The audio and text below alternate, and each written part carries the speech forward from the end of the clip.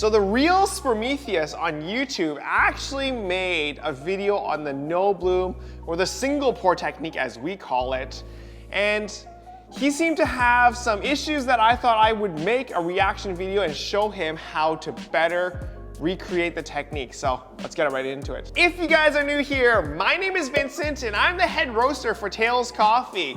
And if you love educational and experimental videos, make sure to hit the subscribe button and hit that bell notification to get the updates on the latest techniques that I'm coming up with. So we're gonna watch this video and then I'm gonna give my thoughts and feedback on what he says. So we're gonna pause at certain times and we're gonna talk about what he thinks, okay? So right off the bat, we're at 208, it's the no bloom method. Honestly, on paper, this method is kind of a breath of fresh air. It's just a single controlled 1-minute pour. In the grand scheme of pour-over methods, it lands squarely as one of the least technical options out there, which has its own appeal. So right off the bat, he said it's a breath of fresh air, and then he thinks that it's one of the least technical options for pour-overs out there. So I actually disagree with that. It can be one of the least technicals because it is so simple on paper, but there's actually a lot of difficulties during a single pour. You actually only have 45 seconds to make the perfect pour, which actually I think makes it harder than having multiple blooms or multiple pours after a bloom, because you actually have a lot more leeway. So with a single pour, your technique matters a lot more than if in a pulse pour technique. So I'm going to be doing a very in-depth video on a lot more of these things, so get ready for that, but let's get back right into the video. I don't think the dripper you choose really matters, it's more so the method. But since the origami with the V60 filter is what's used in the original video, I'm going to go with the same. So he says the dripper doesn't matter so much. I actually agree, as long as it's a pour over. It could even work in the Kalita wave. But a little comment I have to make is, SPROMETHEUS, you need to set your filters better. You literally just threw it in there and poured some water. It's like lopsided right now. I know it wasn't quite the same when you were actually pouring the coffee, but it wasn't set amazingly either. So in my opinion, actually setting the filter and setting the grinds is one of the most important things. The filter needs to be put in really perfectly so you don't have any lopsided issues. And then if one side is less attached, you're gonna get more side channeling on that side, just because there is gonna be a lot more space that's freely hanging in the air. So do be careful of that. Yeah. You'll need 20 grams of medium finely ground coffee, a chopstick or stir stick, and of course your kettle and water. Prep the bed by stirring it with your stick of choice to create a bit of a divot in the center and give it a slight tap to close any gaps. A major component of this method.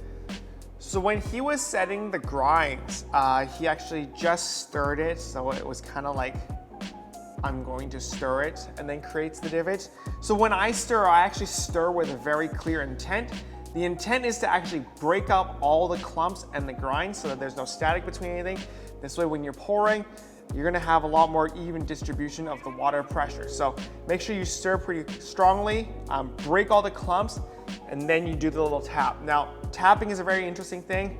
We're gonna go into that in another video as well, but you can tap different ways, stronger or lighter, depending on the type of bean it is. So you want to be able to set a different type of bed based on the coffees. So I'm going to teach you guys another video, but method is the brew temperature. Since the hotter the water, the more aggressive the bloom, you'll want to find a sweet spot based on your coffee. So if you're working with fresher or darker roasted beans, you can go to 180 or lower. But in this situation, I'm using about 2-week-old medium roast, so I'm going to stick with Vince's recommendation of 190. Once you're all set, start your timer and begin pouring in a slow pace, starting from the center circling outwards. So right now we've stopped the video at the part where he just starts his pour. He talks about how the temperature is really important. So yes, it is very important. Darker roasts tend to have more aggressive gas release at least, and so you want to use a lower water temperature. Now in his video, he was saying that he uses a medium kind of roasted coffee that's about 2 weeks old. From what I can tell, it looks like it's closer to a medium dark based on my understanding of like roasting profiles. So he should actually be going a little bit lower than the 90 degrees. Also, the second thing is, if you notice his kettle, he actually filled his water quite high. So I just wanted to do a quick demonstration for everybody. If your water is filled right to the top of the kettle, or close to the top of the kettle, your water line is actually here on the spout. So when you're pouring, you're actually pouring from quite a high vantage point. Let's assume the dripper is at the same height. If your water is lower, because the water is here, you can actually tip quite a bit lower and you get closer to the bed. Now, when you're pouring closer to the bed, you also have less agitation. And in this video of his, you can tell he's pouring from quite a high distance, not just because he's using the larger origami size, but because his kettle is very full. And having a higher distance means you're actually gonna have a little bit more of the droplets come out. Now, when you watch the first couple drips, they're all gonna be droplets. Droplets sit and hit the bed differently. When it hits the bed, it's gonna float on top and it's gonna cause a lot more agitation. So I always try to avoid that by having less water in the kettle and even like a smaller dripper. That's why we only sell and use the small origami sizes. So today we're gonna have an ad break with me in it, and it's not so much of an ad break, but it's a call to action for you guys, okay? So SPROMETHEUS made a video on our single pour technique. I'd love to hear what other YouTubers think about our technique. That's right, James Hoffman. I'm challenging you to a boxing match, or well, a coffee match. Let us know what you think about the single pour. And everybody that's watching this video, just tag him in this, you know, like send it to him, tell him to watch this. It's a fight. Square up, James Hoffman. I'm here to start some YouTube drama in the coffee scene, all right? I am gonna be Jake Paul, all right? You should start seeing the first drops coming out between 10 and 15 seconds. Continue pouring in a circular motion until fully submerged and ensuring you're hitting all the coffee on the edges. One small modification I made here was trying to avoid pouring directly on the filter like in the video, as it's a surefire way to add more than the normal amount of bypass water to your coffee. Bypass being water that either mostly or entirely misses the coffee bed and dilutes your brew. So he did a really good job hitting the 15-second first drip time, which is very good. I don't actually see a lot of people get that on, you know, even the first 10 tries, so good on you for that. The issue I have with his pour though is because he's using a medium darker roast, when he pours, I always say you should always stay in the middle until all the darker grinds have lifted up. So he worked his way out, and then I'm guessing he stayed in the middle, but with his kind of swinging motion, he actually causes a lot of agitation. So that's probably gonna cause some of the darker flavors to extract at the earlier times. When you poured right down the middle until all the darker grinds have lifted up, you're gonna be pushing down all the grinds a little bit better without actually over agitating. And now the second part he talked about was the bypass. So bypass, or as we call, or as I call the side channeling, is the act or the thought of the water seeping through the walls of the paper and not passing through any of the coffee grinds. So I actually have a very interesting theory on this. So when we're talking about the bypass, like I said, it's the water coming through the edges of the paper. Now, water wants to flow through the thing that it passes through and the quickest through, okay? So it just needs to flow easily. The paper filter itself has quite a decent amount of resistance, and it is less resistant, in my opinion, than the coffee grinds in the middle of the dripper. This is different though when you pulse pour or pour multiple times, because once the grinds have settled, it's actually quite difficult for the water to pass through the grinds. And so I actually think when you're pouring multiple times, you're actually gonna get more side channeling in the second, third, and then the fourth pour than me filling out my dripper on one single pour. So he was saying you shouldn't do a flush, but I still think it's fine to do a flush. I would actually argue with a single pour technique, you actually have less side channeling or bypass. And then another thing about bypass or the side channeling is that the higher your water level is in the filter paper, in theory, the more side channeling you will get. And that is because the water would be flowing through more of the paper filter on the sides. But Like I said, freshly and hardly touched coffee, or like the filter, will actually not have a lot of clogging issues, so it wants to flow from the bottom, so you should actually be getting a lot more flavor from a single pour than a pulse pour. You're going to want to aim for roughly 5 grams a second, as you're trying to hit 300 grams in about 1 minute. Lastly, give it a stir, let it drain, and it should all wrap up right around 2 minutes. So a note for him is when he stirred, it was very gentle. I actually saw in his comments somebody had mentioned that as well, so good on you for seeing that. When I stir with the intent to just kind of extract the last remaining flavors. So I actually stir quite vigorously. So you always stir from the top outside rim as quickly as possible and work your way down to the middle. When you finish stirring, you should note that you don't poke a hole in the filter, but at the same time you want to get all the way to the bottom and make sure that there's no clumping. So this is a sign.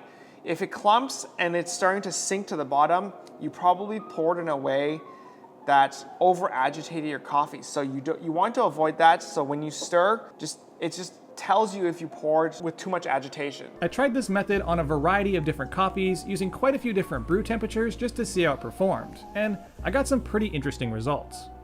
The first thing I noticed about all of the brews was an elevated aroma, definitely stronger and more clear.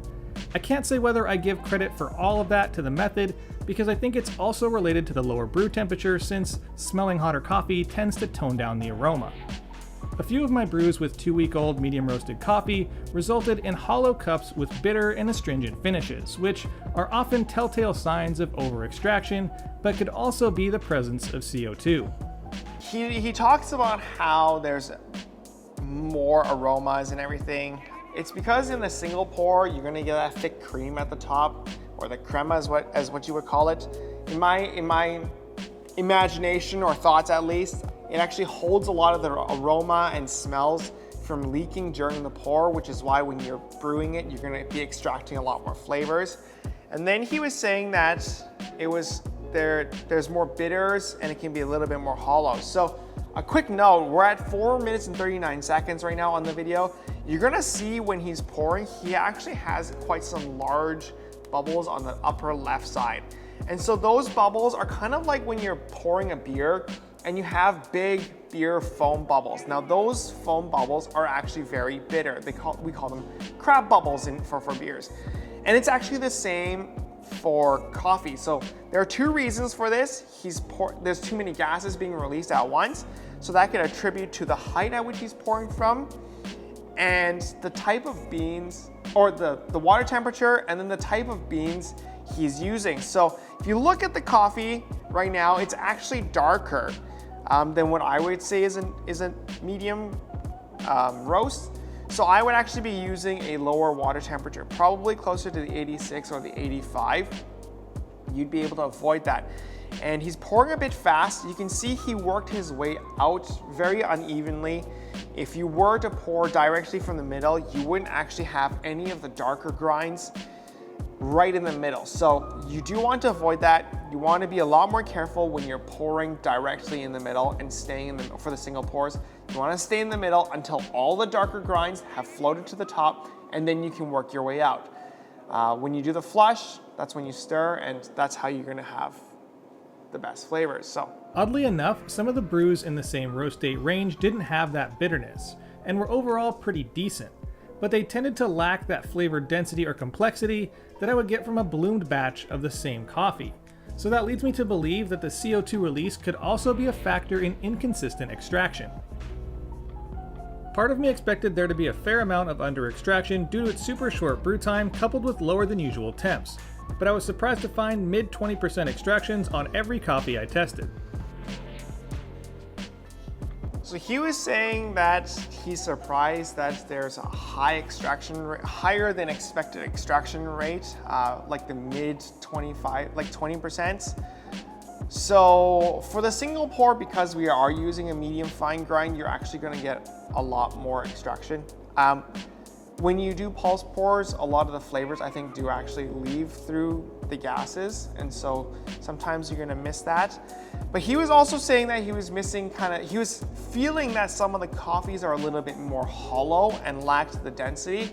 So that could be because normally we use a little bit lower water temperature than most people for pour overs. It's not necessarily true, but sometimes when you pour too quickly and it drains too quickly and you're not able to kind of keep up with the technique itself, you may actually have less flavors extracted due to the faster and quicker extraction rates. So when you pour, you actually have to be very careful, must be very slow at the beginning, and you can actually speed up towards the middle. The best tasting brew I had was from a lighter roasted washed Ethiopian that had been degassing for about 4 weeks.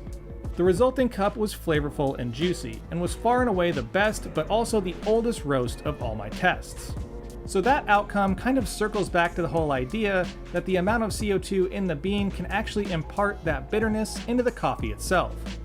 From there, I circled back using the same coffees and the same basic recipe with an added 30-second bloom, and noticed a significant increase in the cup profile with more sweetness and little to no bitterness. So towards the end of that section, he talks about how he created, or he took the idea and then added a quick bloom at the beginning. And you know, good on you for trying things and doing things. It's an easier way to kind of, brewing this way gives you more leeway because you have the bloom. The bloom actually gives you more time to kind of pour less carefully, I guess. The single pour is a lot more technical because you do need to be a lot more careful. And because Prometheus doesn't have the same amount of experience as I do with the single pour, there are a few things that he didn't understand on how to fix. And so hopefully I've explained enough to kind of give him a different kind of insight on the single pour, and maybe kind of go back and try some other techniques that I've maybe suggested in this video. Hopefully he can get a better understanding of it and brew some better coffees with it. So the real Prometheus, I actually have a lot of respect for you. Thank you so much for trying out the technique. Even though you have some hiccups on the technique, it's just a lack of understanding because you and I don't have the same insight on it. So thank you very much for trying it out. I do hope you actually go back and maybe try some more single pours with a different kind of viewpoint. So the real Prometheus, with that said, I'm actually about to show you guys in the next week the real single pour video. So keep that in mind.